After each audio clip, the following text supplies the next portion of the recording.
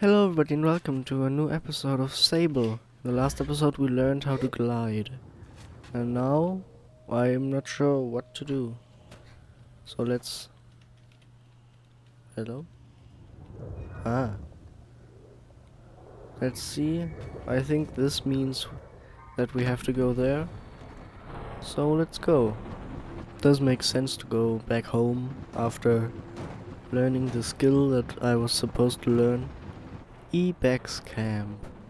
Finally back home. Now let's go talk to the people. Do you have anything for me? Ah. Okay. JD. Ah, shit. Hello, little glider. It's so strange getting called that. I tell JD how strange it is being called glider instead of Sable or even clan child. Just trying to get you used to it. She seems to really like it, and maybe I like it too. My little glider. Hmm? Oh no. Ah. That's where we need to go. Ah, it even has the quest symbol above his head. When I return to Hilal, it's clear they know what I've just experienced. They're excited on my behalf in a way that makes me miss them before I've even left. Isn't it incredible? How does it feel? Exciting, true freedom. I tell Hilal that hovering is exciting, and ramble for a moment about all the things I'll be able to do when I'm out there in the world. Most of them involve me falling on my head and not getting hurt, but I'm sure I'll come up with more in practice. Right, you can do anything you want. Hilal's mood doesn't darken, but the sigh they let out holds a bit of sorrow. You're very lucky, you know. I miss it so much, that feeling, just floating on the breeze. But I suppose it's best that it fades with age, Or else I might never have come back from my gliding. I'd just be out there heaving myself into chasms. I'll heave myself into chasms for you. That's what I like to hear. I know people manage to keep it up, but I don't know that I've got time to practice as much as they do. It takes a really serious focus. Hilal laughs, even if there's a bit of regret in it. And I certainly haven't got that. Still, I suppose the gliding wouldn't mean much if it were all gains and no loss, I think about that, but decide that there's already too much loss on my mind to consider it much further. I'm saying goodbye to my clan, my family, my home, my childhood. To lose the perpetual is a sacrifice for another time. You're going to love it out there, Sable, even when you don't. My advice, try to have fun. There's a lot to be said about ritual and independence and all of that out there. But the world's an easier place if you put joy first. I thank Hilal for their advice and for their help and tell them I'll miss them. It'll be over before you know it. A warning and a reassurance all in one. I say goodbye to Hilal. Before I go, Hilal gestures towards the tower. It seems Ciso wishes to see me there before I leave the clan. Okay, there's ceremony. We need to climb up the tower, so let's do that. Let's also flex on them. See what I can do? You old farts could never do that. You don't even know what I'm doing. I was afraid for a second that I'd have to jump every step. But I guess it's just... Yeah, you can't walk up the wall against it. Person. Ciso is an outcliner to the Ibexi, but I've known her for nearly as long as I can recall, and think of her more as a kind of distant relation than any sort of outsider. Machinists, I'm told, are given their posts, and by their training and their code, must go to where they are needed, but Ciso has been among us so long that it's easy to forget it's an assignment first and foremost. As far as any of us are concerned, she is one of us. I think there's a perception among the other clans that the Ibexi are quite insular, or that our designation of Ibexi versus Outclander suggests some nervous othering of those who are unlike us. But in practice, such things are more the result of our nomadic nature. We seek to know who will travel with us and who we must leave behind, but all are welcome to join. And I'm always pleased that Caesar did. Sable, how do you do, clan child? I can only think of one thing. Excited for my bike. Caesar has a throaty quality to her voice, and it rumbles through her mask when she laughs. She's quite a serious person most days, and I am always torn between pride and alarm when I manage to make her chuckle.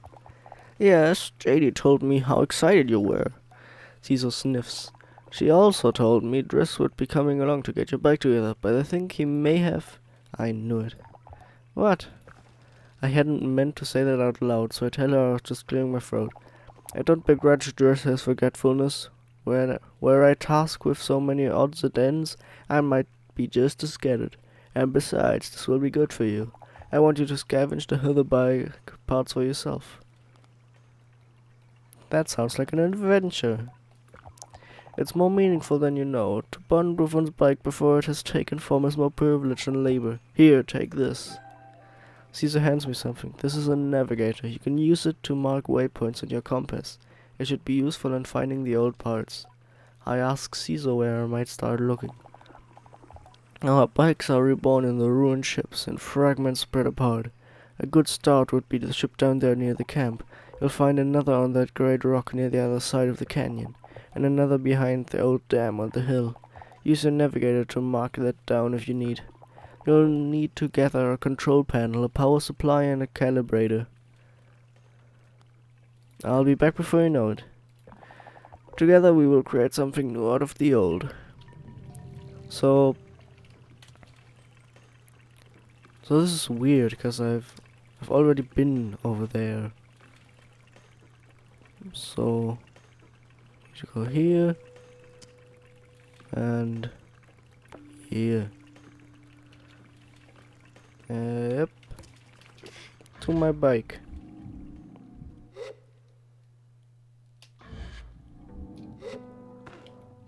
With style. I assume that's why I wasn't able to climb that rock in the last episode. It's because I didn't have the gliding yet, so I couldn't make the distances. Ah. What's this? There's nothing to use to be found in the ship, but I notice a blinking light flashing on the dashboard of the cockpit. Push the button. A voice crackles from the machinery in front of me. It sounds like a recording, it's barely audible. Stop messing about with those buttons, you absolute idiot. Sorry, Ramen. Concentrate, I don't think I have to remind you how much work it was to get this far. We're almost there. Alright, let's see if what that old machinist told us holds up. If not, there'll be hell to pay. I hear the sound of mechanical adjustments being made. 3 clicks, buttons being pressed, perhaps. Okay, when I push this orange thing, pull this lever. Hard. Yes, Ramen. The sound of a click and a loud grunt before a snapping sound. Oh, on Rohanna's mask, not that hard. You've torn it out. Suddenly the speakers are filled with static and a low rumble that gradually increases in pitch. Ah, it worked. We're flying. More cheering. Is that the sound of someone dancing? Okay, let's focus. This thing is moving fast. We need to slow it down a bit. How do we do that, Ramen? Let me check the machinist's notes. A long pause. The rumbling static sound that started playing when the ship took off is still increasing in pitch. Ramen? That lever, Toma. The one you just ripped out. We're going too fast. We're going to crash. We need to try to... The recording cuts off there. So they crashed. What do I do then?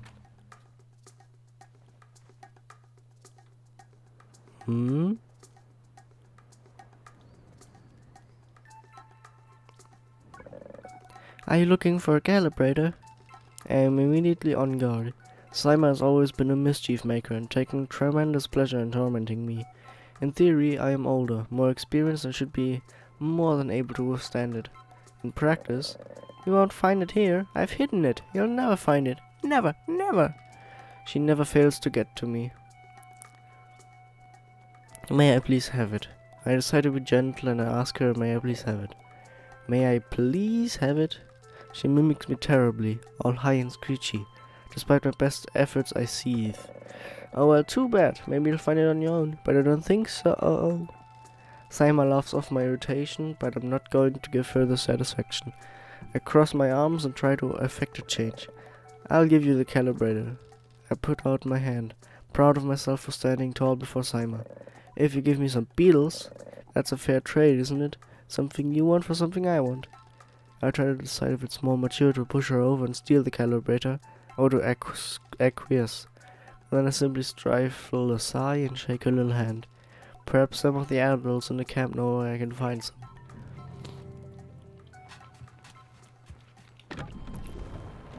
Ah, damn child.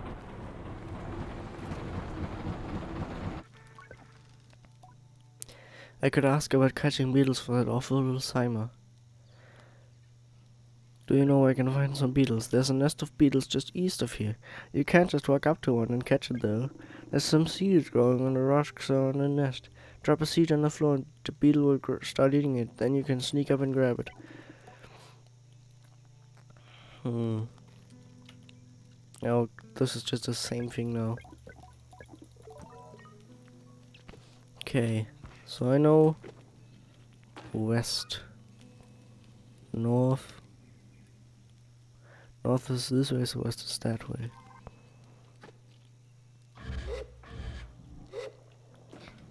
Now where's that nest? It's convenient that there's a marker already.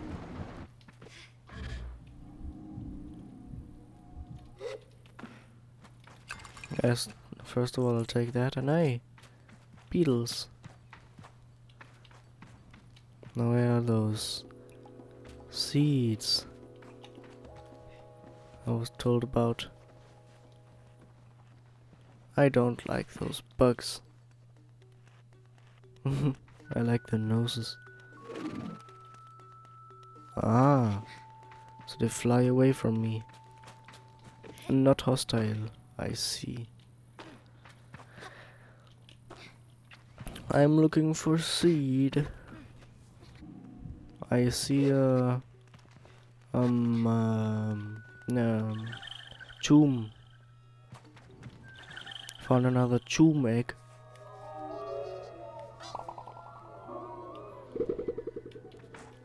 I guess it would be pronounced chum, like in chum bucket.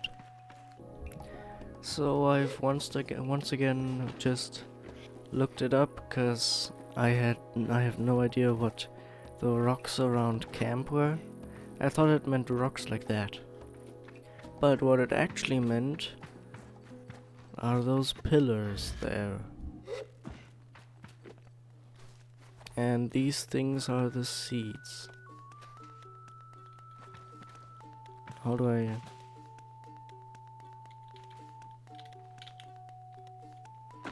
How do I drop them? Ah. There's one coming.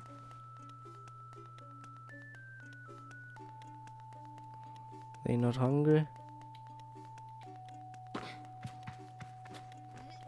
Ah.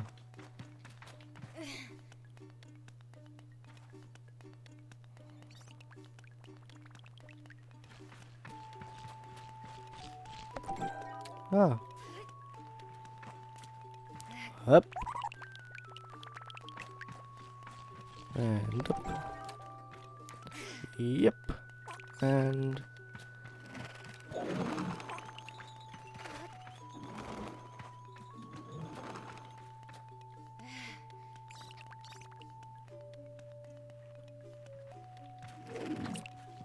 Ah.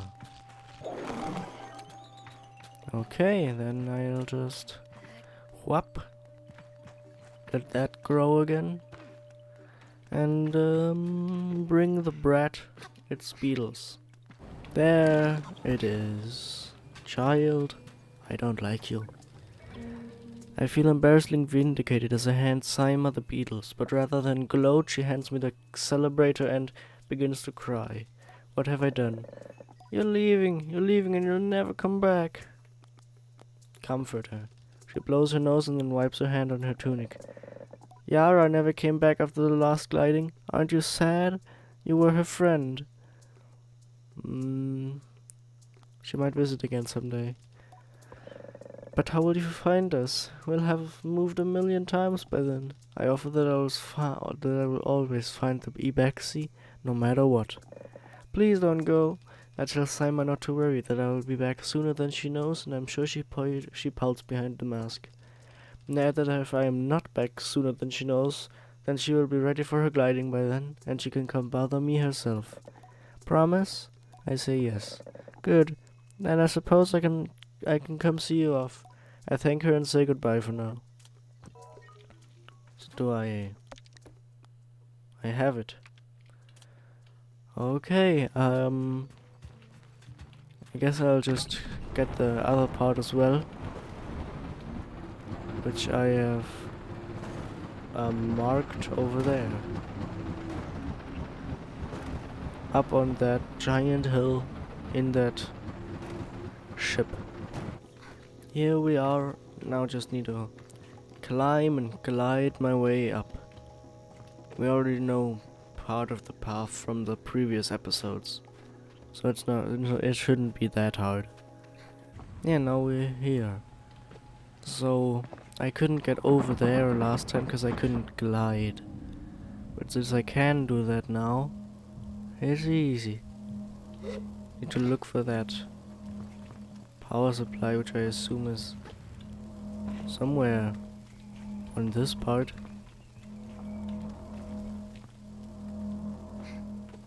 Ah, no. It's that giant bomb-looking thing. It is atomic. Ship, bring me home. Ebex camp. Home once again. I'll just need to get those pieces to Sable. Here we are. I return to Sable with the parts, and it says she waves me over that I feel a pang of sadness in my chest. I will see her again once I'm gone. Well done, Sable. Yes, this is everything we need. Are you ready to assemble a bike of your own? I'm ready. Caesar relaxes in the workshop. It isn't that she's particularly rigid or anxious ordinarily, but there's a certain calm beauty that there's a certain calm beauty that one only truly appreciates when Caesar is in her element. I wonder if it's this way for all machinists. What you must understand, Sable, is that the components you acquired, they fit together, not by chance, not by effort, but by nature. They belong to her. They have always belonged to her. All we are doing is assembling her from what she has already been. I nod and feel a soft buzzing in my ears. Among my clan, we believe that machines have names, held for ages like deep secrets, unheard by those unequipped to listen. We will find this one's name together.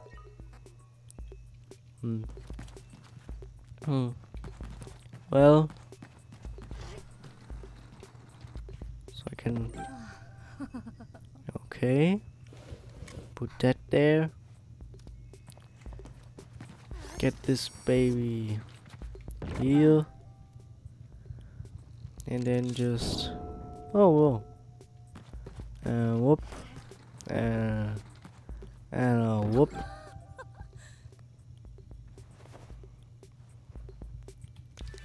Wonderful.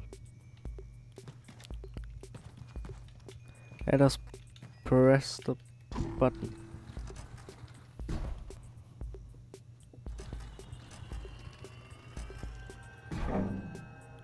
Hey! Actually looks like a bike now. Well, this was it for this episode of Sable. If you enjoyed the video, please leave a like and consider subscribing to my channel as well, to hopefully get my sleep schedule back on track. I'll see you all in the next video. Bye bye.